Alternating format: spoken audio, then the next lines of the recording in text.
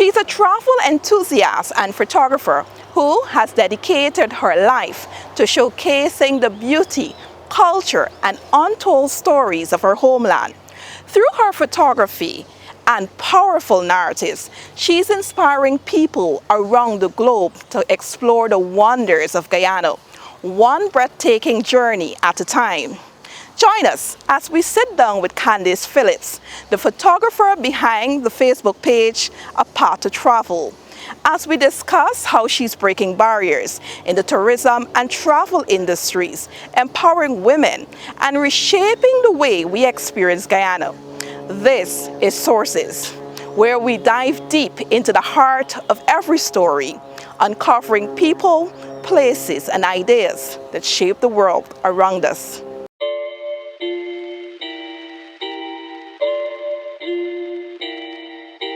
Hello everyone and welcome to Sources. Today's guest, of course, is Candace Phillips.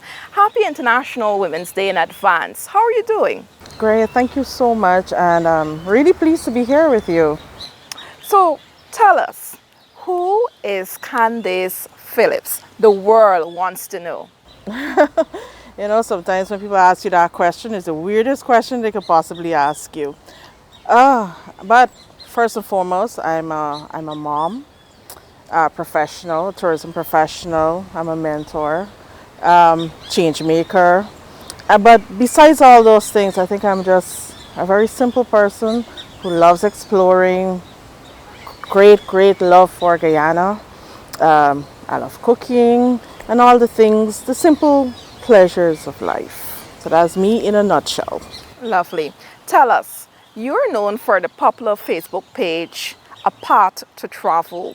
How was that initiated? What inspired you to launch that page? Well, A Path to Travel is close to my heart, that's for sure. And so the backstory behind that really is that I work in tourism. So my day job is that I'm a product development officer at the Guyana Tourism Authority, which basically entails creating new experiences or refining experiences for the country. Over the time that I've been there, one of the things that has really stood out is the beauty of Guyana.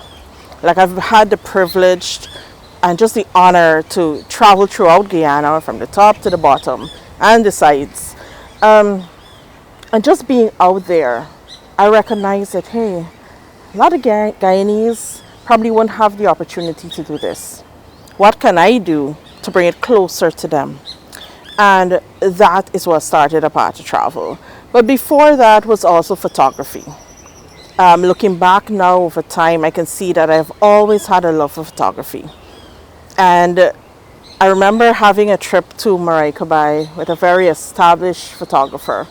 And I said to him, you know, I really want to get into photography a bit more. What equipment do I have to buy? Because of course, everyone starting out is thinking, we need the biggest piece of equipment, the fanciest thing, and of course that comes at a cost, right? Yes, of course. So he looks at me, he says, you know, you don't need a fancy camera. You need to learn your angles. Oh, wow. I have never forgotten that bit of advice. He said, like, no one can teach you style. Style is personal. And the only way you're going to get to that stage is to take more photos. So my friends laugh at me because every 2 mornings I run out of storage because I'm taking so many photos, so many videos. But for me, I see that as perfecting the art that I've fallen so deeply in love with. And what a better landscape than Guyana to practice every day, all throughout the year, you know. So what I started to do is really focus on taking those content, putting it out there. But of course, at that time, I had all these photos stored up, and what was I going to do with it? And so the idea of putting it online popped up. And I said, you know, many Guyanese wouldn't have the opportunity to do what I do, to be able to go where I go, but I could bring it closer to you. I can be a medium where people understand their own country. And I still feel that that is missing. Like some of the comments I get on my photos, people are like, where is this? How can I get there? Oh, you make it look so different. And as part of it, I want to show you what is special about this place that we inhabit, that I feel that we take for granted. Because you know what? We look at all the problems that are there. But my passion is really showing that with a different lens, you can see beauty. You can grow appreciation for where you live. And I was just about to ask, what is so unique about Guyana? What makes Guyana special? And if you really think about it, we are such a mixture of people. People, start with heart. You have such a mix of people, diverse groupings, and we've had more mixture since then. But we look at our food. Where can you go that you can walk into a restaurant or a cook shop, as we call it, and see a whole set of food in front of you, and you can choose that today I feel like eating curry, but tomorrow I want pumpkin and roti, or no, you know what, I want pepper pot or something else. You know how blessed we are? Only when you travel is when you have an appreciation of what you have back home that we take for granted. But besides that, look, matrimony, just the other day, right? We all came out from wherever we were, we celebrated, we were one. And you look at any other festival, Pagwa and Diwali and everything, everybody's in the mix up, right? And always be thankful that we get the extra holiday, but really we come together and we really celebrate each other. Besides that, I think the various landscape, most people just know Georgetown, but there's a whole world outside of Georgetown that has numerous rivers and waterways, mountains, hills, just beauty. When you stand there and you get a sense of this is Guyana. And so for me, like I've just adopted my lens to see what is good in front of me. So tell me, was it always a success story for you? Did persons initially responded the way they're responding now, overwhelmingly, or was it slow and then pick up momentum? How was it? You remind me of that. I think there's a meme that says, "I have to be there for the three people, my three followers." Yes. That's what I felt like in the beginning. But because I made it personal, I think that's what made the difference. It was me competing against me every single day, because it was more about the photography, learning my angles, trying to perfect it. The thing about it is that you have a number of photographers in Guyana who are well established, who have well recognized photos, all those things going for them. One of the things I challenge myself is like, when I go to this place that everyone has been to, let's say Kaichor, how can I look at it differently? What different angle can I bring so that my audience sees something different? And that is my challenge every day. So I think what makes it different is because I'm competing with myself. I'm not competing with other people. So they are, and I think I've been really spurred on by persons who say, because of your photos, I've booked this trip. Or because of your photos, I now understand that there's a village called Conishen in Guyana. Or I never saw it that way. Those things really touch my heart. One of the most profound messages I've ever gotten was from a cancer survivor who actually reached out to me and said, "I can't travel, but with your photos, I go everywhere with you. Thank you for filling that gap in my life." For me, that's what counts. I know the social media gurus will say, "Oh, it's about the metrics and all of that." But for me, is if we're coming out of this, you have one person, even one person, who changes their perception of Guyana, then I would have been a success. And even on days when I'm a bit overwhelmed with life and being able to post, or if I go missing, there will be somebody who says, "Are you okay? Are you okay? We haven't seen you posted anything." And so for me, those bits of motivation do help. And I really do take it as kind of like, I have to do this because there's somebody out there waiting for a photo. They're waiting to see a reel or a video. And I think it's really the support that I've been given over this time that has seen the growth of a path to travel. And, people saying, "Okay, press on. Let's see what else you got." you know. So it's like those bits of encouragement. So even if it's 5 people, we're pressing. And I think within the last year, I've seen a lot of growth, a lot of engagement. And so I'm really thankful for that as well. As a mom, how do you strike a balance with your work? I'm sure it's demanding, and ensuring that you care and be there for your children every step of the way. I can tell you that the world sometimes is very judgmental. As a woman, first of all, they're very hard on you when they look at you as a professional woman and making strides in your career.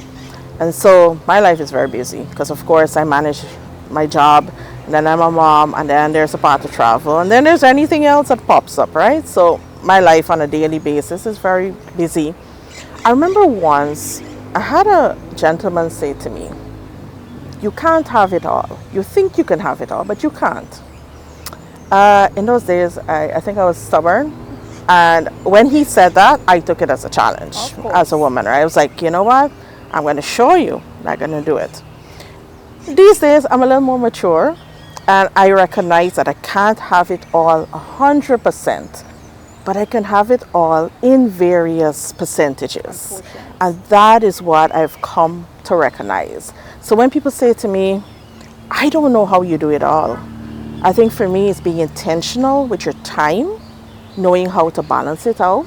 And there'll be some days where mommy duties take a lot more, and then I recognize that, hey, today is not a day that I prioritize a part of travel, or whatever it is. Or today I can't prioritize my job because my kids need me, or something like that. So I think right now it's just being about intentional with your time, knowing how much you can handle, and really doing that little equation so it all balances out itself. But most days I walk around the place as just like a strong, empowered woman because I feel I'm representative of what women can be. We are not one thing. We can be anything. And I think that is my greatest message.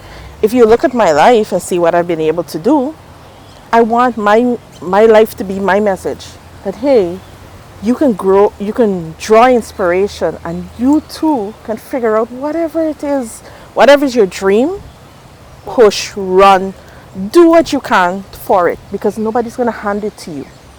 And so how do you navigate the industry? You spoke about striking a balance as a mom, but how do you navigate the tourism and travel industry as a woman and the challenges that comes with that?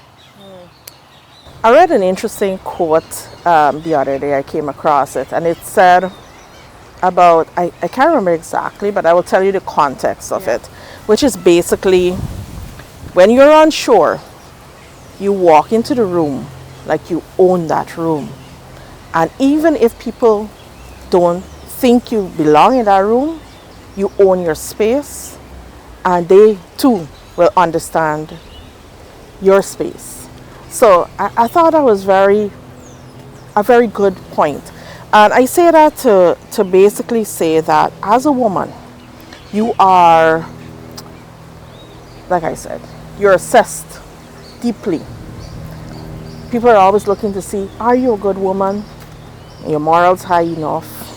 Are you doing all you can as a mother and as a professional? So all these things are being judged. But what I find is that when I came to the tourism industry, I made it a study.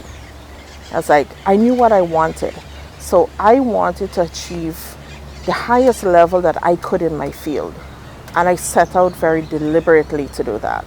So for the last 5 years, I've been really just focusing on that, building my credibility, my professionalism, everything. I've given it all to try to reach there.